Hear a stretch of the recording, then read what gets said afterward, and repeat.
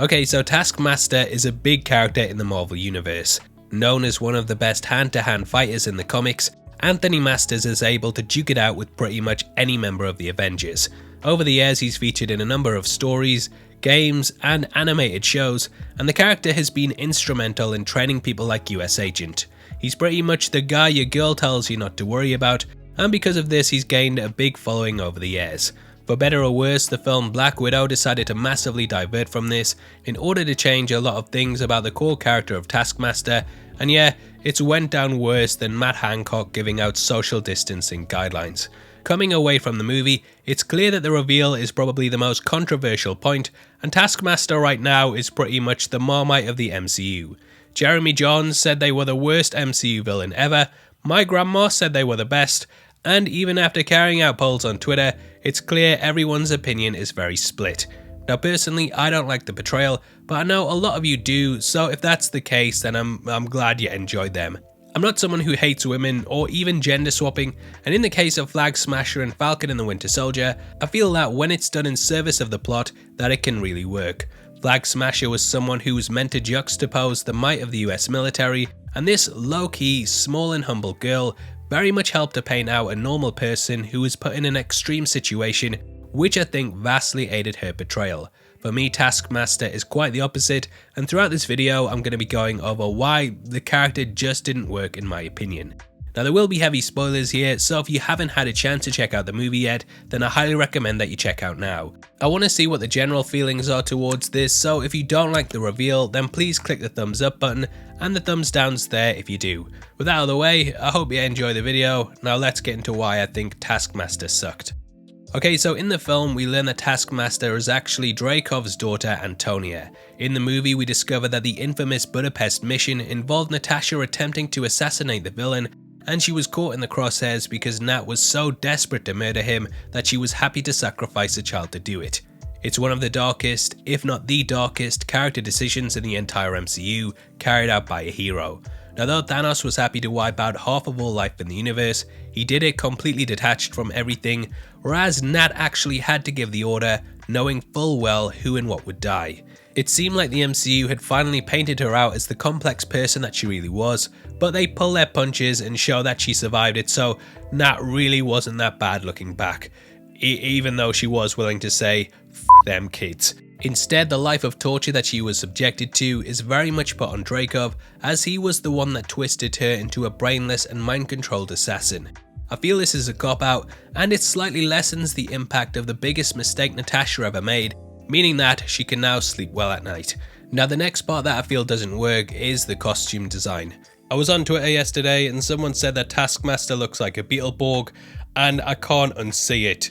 You already know that Taskmaster's costume was changed up massively so that the movie could be marketed to Chinese audiences, but my issues go far beyond that. Taskmaster is part of the Red Room, a program that twists and transforms women into cold-blooded killers. They clearly don't mind women being at the front and center, and don't bother to disguise what they look like or even hide their faces. Therefore, I just can't understand the logic behind why Taskmaster looks like a dude.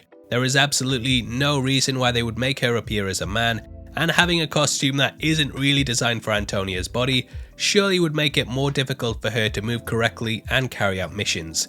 Now clearly this is done because in the comics Taskmaster is a man, and it's meant to throw us off the scent so that when the reveal happens, it's a big shock. If you're 5 years old. Now it's very meta that they chose to do this, and when you think about it, there's no reason why the characters in the movie would ever think to make Antonia appear as a man unless they're aware that people are watching and want a surprise. Unless Dreykov is sitting there thinking, "I want people to think this is Rick Mason," then yeah, no reason for it to be in the film at all. I've asked a lot of people why they think that Taskmaster is made to look this way, and no one can give me an answer that actually makes sense beyond that's sort of how he looks in the comics. People have said that the suit could be keeping her alive and helping her to live, but this has been designed by Dreykov, a man who has a flying fortress, so you'd think that after all these years he'd have come up with something else to make it so that she could live and fight comfortably. It just makes absolutely no sense when you look at things from the character's point of view, and clearly the only reason that it happened like this was to give the audience a shock. It's putting a twist above what actually makes sense, and for me it's one of the biggest flaws in the entire movie, as logically it doesn't stack up. Grace Randolph even came up with a suggestion that I think would have worked really well, and had Dreykov said something like, "I always wanted a son," it would have worked much better. Also, yeah, how good is that Dreykov impression? Really good, I swear. Now, instead what we have is a group of female assassins where, for some reason, one is made to look like a man, because reasons. Also, that unmasking scene looks really bad when we pull away and see Olga's tiny head superimposed onto a bodybuilder. I don't know why they kept that shot in the movie, as it looks like she did a full body workout and skipped head day. This is really bad, and considering the MCU is normally the benchmark for things like de-aging and special effects, it just makes the reveal laughable when what we should be focusing on is how painful this is for the character. Now, the next issue I have is that they nerfed the power set that Taskmaster has, and instead of it being her abilities that pushed her to the forefront of the Red Room, it's a computer program that does all the work. One of my big issues with the film is the whole mind control subplot, as I think when characters make their own choices, that's far more interesting. Nat had just gone on the run from the government, and I really wish that that was the thing that inspired her sister to leave the Red Room, rather than some magical mist that completely erases all the programming that she'd been subjected to for years. It's the same in the case of Taskmaster, and I think it would have been far more interesting if she was someone who lived in the shadow of Yelena and wanted to impress her father because the former was the favourite instead of her.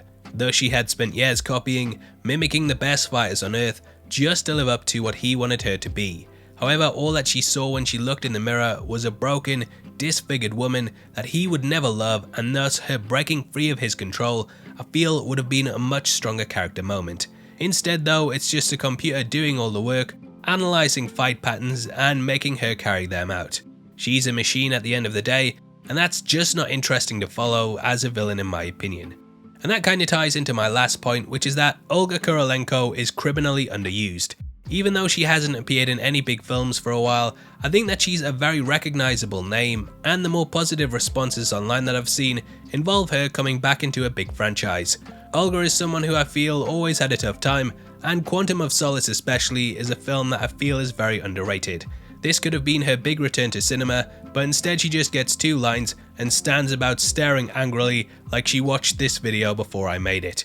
It leads to the performance being very underwhelming, and for someone that's been waiting the best part of 2 years to see Taskmaster on screen, I feel they've massively missed the mark.